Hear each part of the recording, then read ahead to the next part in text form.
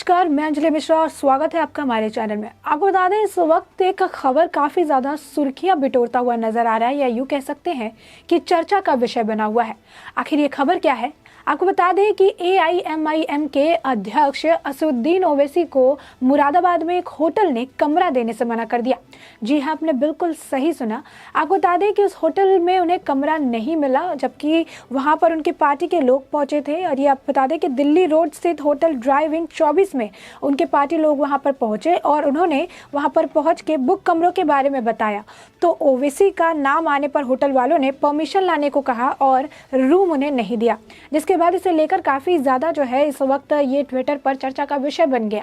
और आपको बता दें कि इसे लेकर ही जो है जब इसे मैनेजर से पूछा गया तो वहाँ के जो उस होटल के मैनेजर थे विपुल, उन्होंने कहा कि हम कानून के तहत काम करते हैं, हम जो है सारे नियम फॉलो करते हैं और ऐसे में कोई भी अगर राजनीतिक व्यक्ति हमारे यहाँ आता है तो उसे स्टे करने के लिए जो है परमिशन चाहिए होती है। अगर वो मुझे परमिशन दिखा देते तो मैं उन्हें कमरा दे देता, लेकिन उनके पास परमिशन नहीं थी और यही कारण था कि किसी व्यक्ति विशेष को लेकर हमारी कोई तकलीफ या फिर कमरा देने वाली बात नहीं है, बस उनके पास परमिशन लाने की बात कही गई थी और इसी वजह से हमने कमरा नहीं दिया था। अब आपको बता दें कि ये जो है इस वक्त काफ़ी ज़्यादा इस पर ये चर्चा की जा रही है कि किस तरीके से ओवैसी जो है अभी आने वाले विधानसभा चुनाव पर 100 सीटों पर लड़ने की बात कर रहे थे और 100 सीटों पर अपने जो है प्रत्याशी उतारने की बात कर रहे थे। और उन्हीं ओवैसी को मुरादाबाद में जहाँ पर वह जनसभा को संबोधित कर रहा है, वहीं एक होटल रूम में कमरा देने से मना कर दिया गया। तो जो लोग उन्हें कमरा देने से मना कर रहे हैं वो उन्हें वोट क्या देंगे? और आपको बता दें कि ओवैसी जो है इसी तरीके के जो भड़काऊ बयान देकर तुष्टीकरण की राजनीति बहुत पुराने वक्त से करते नजर आ रहे हैं। लगातार वो इसी तरीके से जो है हिंदू मुस्लिम करते नजर आते हैं। हैदराबाद से सांसद है, लेकिन हैदराबाद में जब किसी भी तरीके की कोई घटना होती है उस पर वो चुप्पी साध लेते हैं। लेकिन इस वक्त उत्तर प्रदेश चुनाव को देखते हुए वो लगातार बीजेपी, योगी आदित्यनाथ और जो नरेंद्र मोदी है उन पर निशाना साधते नजर आते हैं।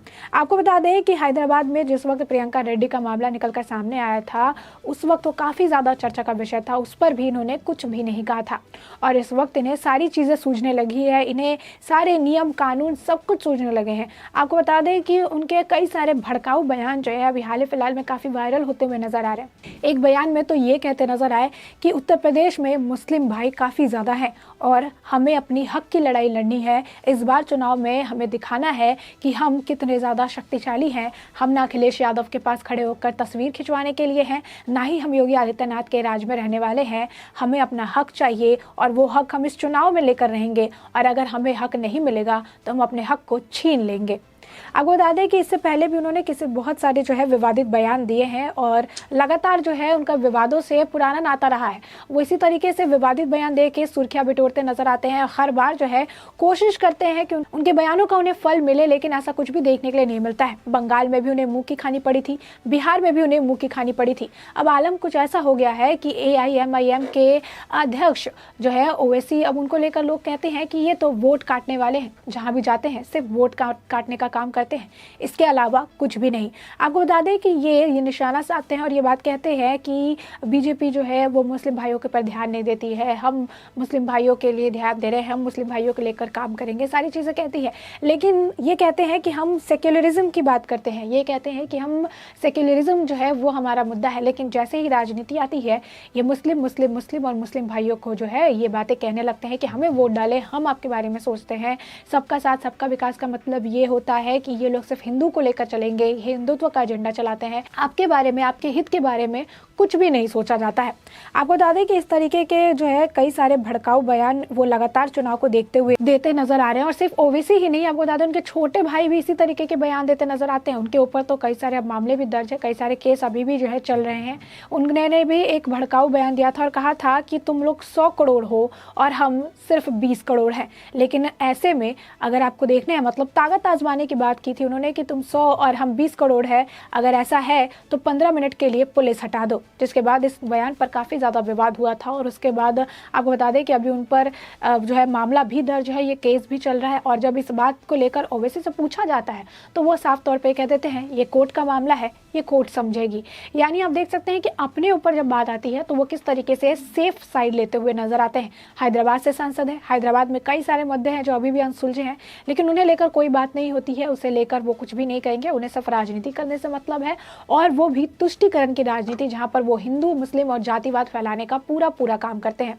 ये कहते हैं कि योगी का जो राज है, जो यहाँ पे कहा जाता है, अमित शाह कहते हैं कि यहाँ पर हमारा राज है, योगी कहते हैं कि हमारा यहाँ पर राज है। तो वो उन्होंने कहा कि राज जो शब्द है, इस राज शब्द का मतलब होता है, आर का मतलब उन्होंने रिश्वत बताया, ए का मतलब उन्होंने आतंकवाद बताया, आतंक बताया, और जो जे है उसका मतलब उन्होंने जातिवाद बताया। और ये तीनों शब्द जो है उनसे काफ़ी ज़्यादा जो है एसोसिएट होते नज़र आते हैं, क्योंकि ये जिस तरीके की बयानबाजी करते हैं, इनकी बयानबाजी में ही जातिवाद झलकता नजर आता है। आपको बता दें कि चुनाव को देखते हुए इस वक्त इनका एक और वीडियो जो है काफ़ी ज़्यादा वायरल हुआ था, जिसमें उन्होंने कानपुर में जाके, मतलब उत्तर प्रदेश में ही होकर उत्तर प्रदेश के पुलिस को धमकाने का काम किया था।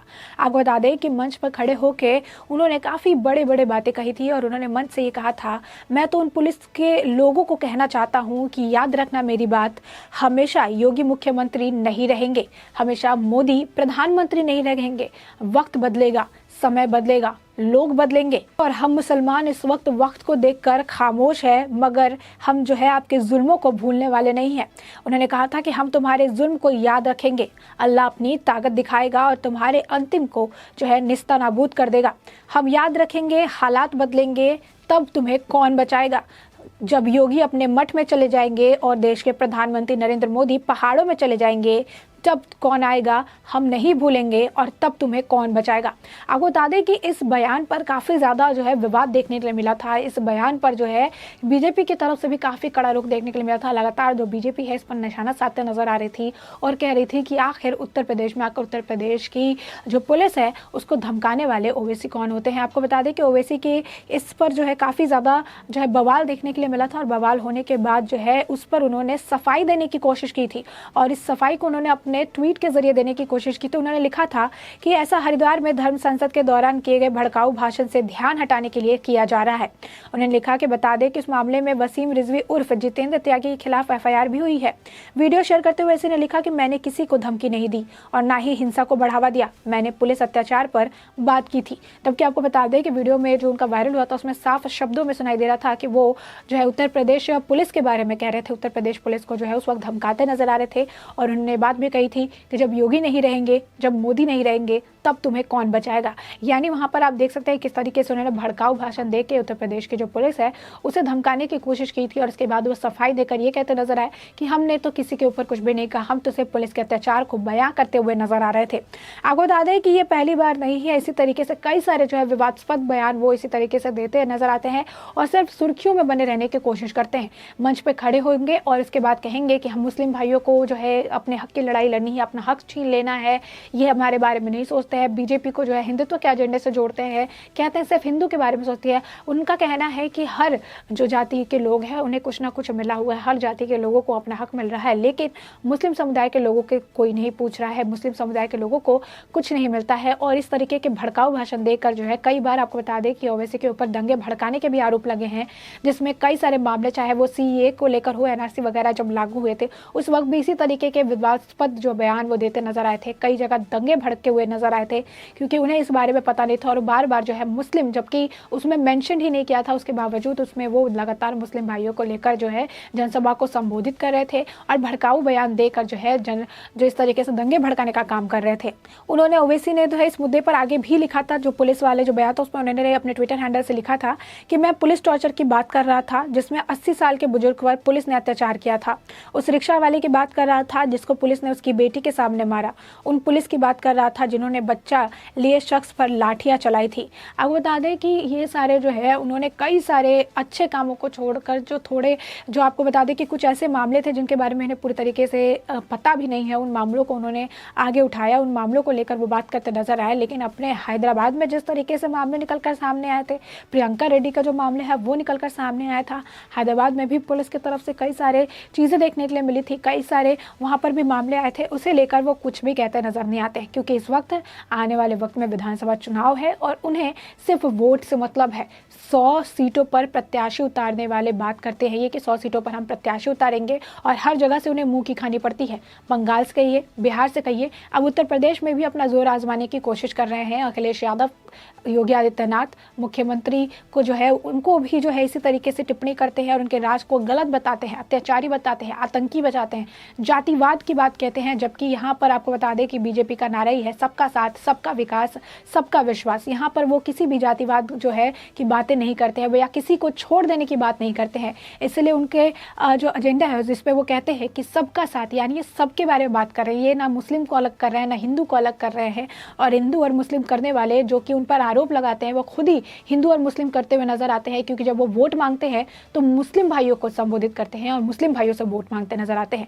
अब ऐसे में आपको बता दें कि जिस मुरादाबाद में जाकर वह जनसभा को संबोधित कर रहे हैं, वहीं पर उन्हें कमरा तक नहीं दिया गया, तो वहां के लोग इन्हें वोट क्या देंगे। अब इससे भी ओवैसी को समझ जाना चाहिए कि अब उनके हालात कैसे हैं और क्या एक्सपेक्टेशन जो है वो रख रहे हैं आने वाले विधानसभा चुनाव में। ऐसे में आपने ये पूरा मुद्दा जाना कि आखिर ये है क्या, और इस पूरे मुद्दे पर आपकी जो भी राय हो हमें कमेंट सेक्शन में कमेंट करके जरूर बताएं।